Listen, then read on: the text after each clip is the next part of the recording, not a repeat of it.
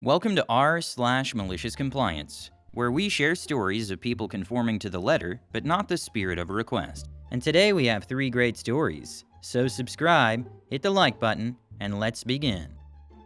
The first story: Math prodigy battles overly rigid teacher, retaliates with meticulous complex homework, forces fairness, sparks mathematical enlightenment.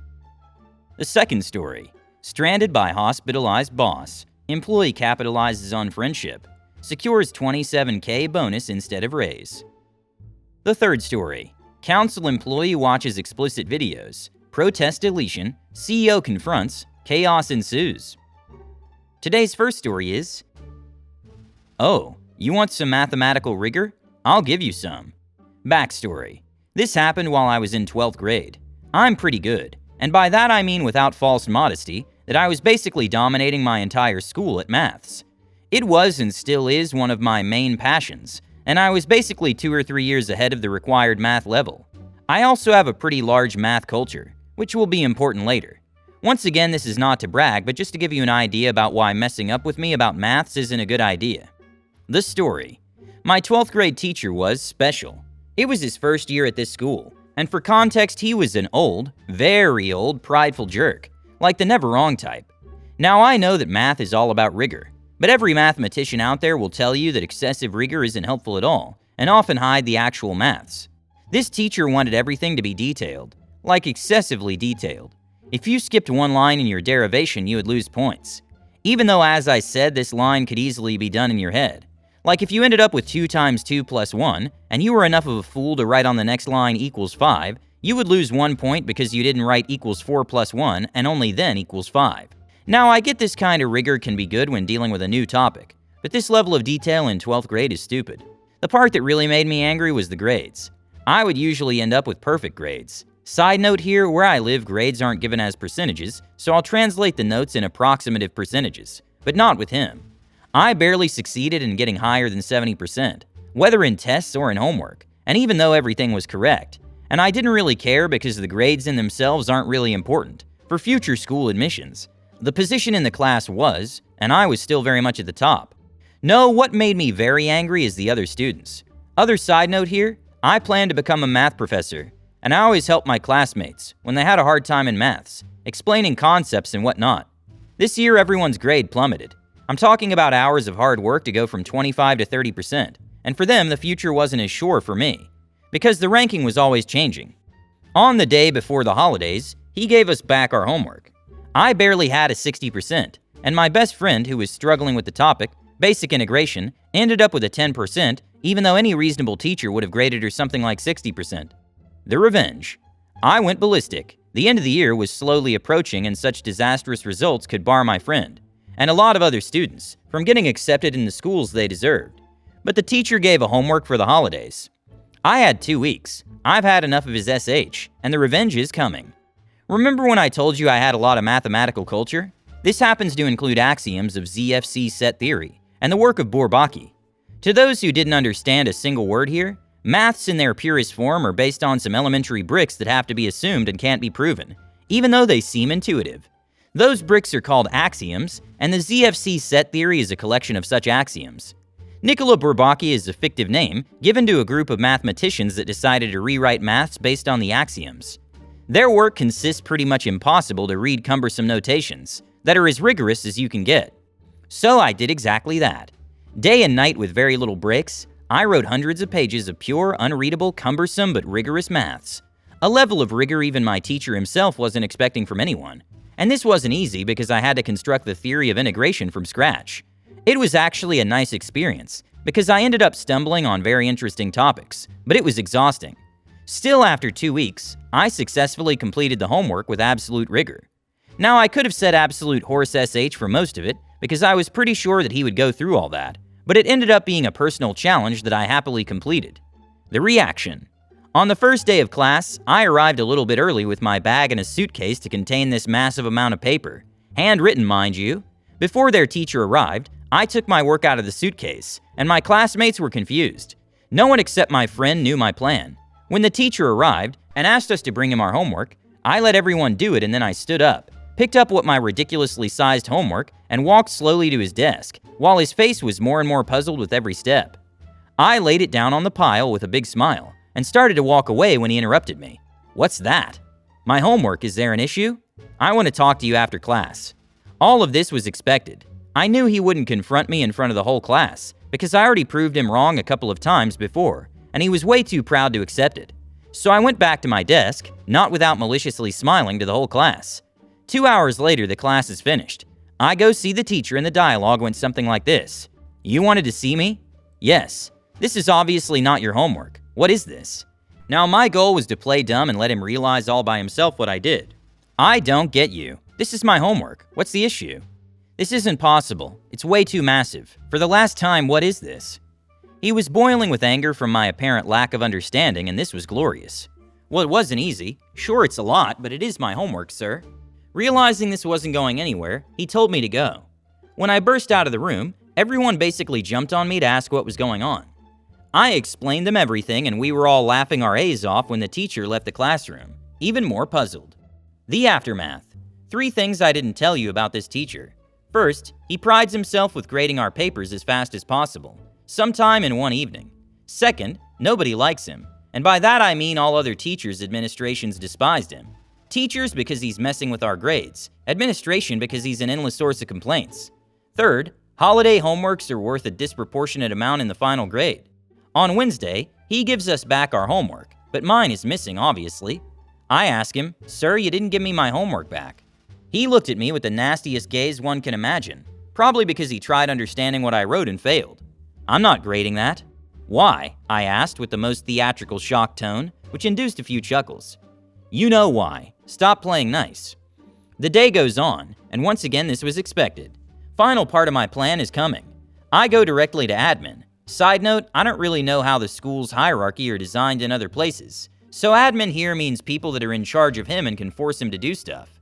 I explain them the situation, but I don't bother them with mathematical details, i.e., I basically tell them that I tried to be more rigorous than usual since the teacher seems to like rigor, and that it overly made my work a little bit longer, but that this is no reason to not grade it, and that because of the proportion of it, it would basically destroy my GPA. The teacher's called on the spot and has to explain himself to admin. He tries to justify himself, but admin, that's not blind to what I was trying to achieve and seemed to be on board with it, was having none of it. A full argument later in which I wasn't able to say a single word, admin basically says to my teacher that he has to grade my work, and fairly. He's fuming and I won. I knew I won because knowing how proud he is, he'll pass an enormous amount of time trying to find any single mistake, and to do that he had to understand what I was writing. He knew that he couldn't randomly assign a grade because I would ask him to point out my mistakes. 3 months, without any assignment from his part later, he gives me my work back. I got my 100%. He got to learn about some pretty cool maths, and most of all, he stopped annoying us with everything that he didn't consider perfectly rigorous. After that, I did my best to help lost students get back on track, and in the end, pretty much everyone was accepted to the school they deserved. The next story is, only my hospitalized boss can approve my raise? Fine. I'll speak to him and it's going to cost you $27,000. A few jobs ago, I worked for a huge corporation as a software dev. After a few years there, I became project lead and successfully completed many projects that would net the company hundreds of thousands. One year in February, we started a project with 8 people. A few weeks into the project, I was basically doing all the work by myself because the rest of the people were fired or quit the job. What followed was 60+ hours of work for 9 months straight. I was still naive and thought that this would lead to a big raise in the upcoming performance review. Literally 4 days before the performance review, my boss, Bob, had a medical emergency and had to be hospitalized for a long time. So I scrambled desperately trying to find somebody who could give me a well-deserved raise. Eventually, my boss's boss got back to me and told me that there's nothing they can do for me right now because Bob has to approve that raise. I'd either have to visit him in the hospital or wait until he gets back. What they obviously left out was the window of getting a raise would pass by the time Bob would get back to work. A very convenient way for them to screw me over. What the company didn't know was that I knew Bob from university. He's nearly 20 years older than me and decided to get his master's degree when he was in his 40s. We had quite a few classes together and became friends. Well, as much as you can be friends with a guy with a wife, 4 kids, and a crazy work schedule. So of course I visited Bob in the hospital. He was mostly fine, but had to stay for quite a few weeks for some surgeries. We spoke about the company for a while and he told me he's going to quit soon. I told him that I was thinking about doing the same thing if I didn't get a big raise. He said that we could try a big raise, but he's only allowed to give me X% each year, and anything above that usually gets automatically shut down by the higher-ups. Then he pondered for a while and eventually started laughing before shouting out, "Of course, the bonuses!" We sometimes got a smallish bonus for a big successful project. The equivalent of a slap-in-the-face paycheck form where you considered how much the company earned versus what you got from it. Remember how the project was for 8 people? It was still set up for 8 people and billed as such to the customer, despite me doing all the work. Bob picked up the phone, called his secretary, and told him to file my performance review in a way that I get all 8 bonuses. It was roughly $2,500 to $4,000 per person, so $27K in total. Way more than I'd ever get out of a raise the following years. A few weeks went by and I thought for sure I was going to get an angry call from one of the higher-ups or the finance department at some point. But nope, the year ended and I got a big fat bonus. I handed in my resignation letter shortly after. Bob fully recovered and also left the company a few months after me. The third story is boss applies policy. Employee gets mad, CEO rips employee a new one. Back in the early 2000s, I was working for a local council in New Zealand.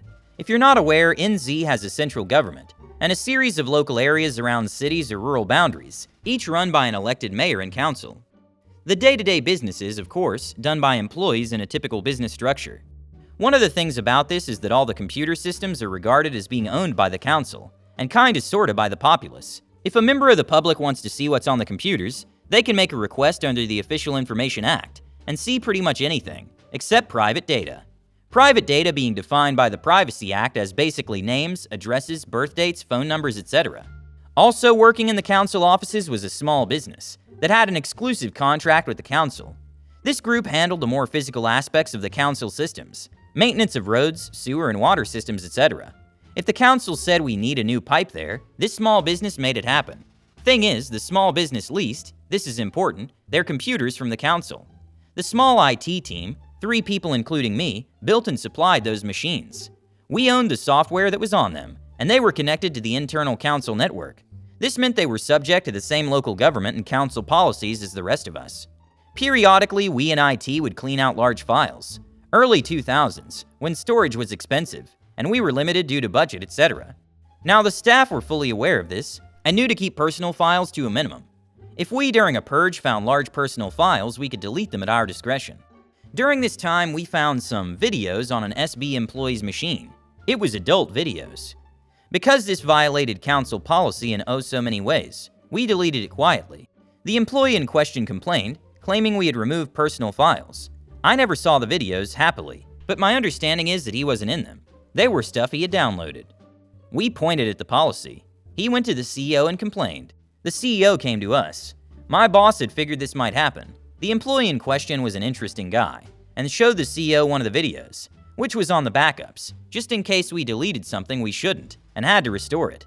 We were good enough at our jobs that we never had to do that, but better safe than sorry. I wasn't there when it happened, but by all accounts, the CEO hauled the employee and the employee's boss of the FB, to an out-of-hearing location and ripped them a new one.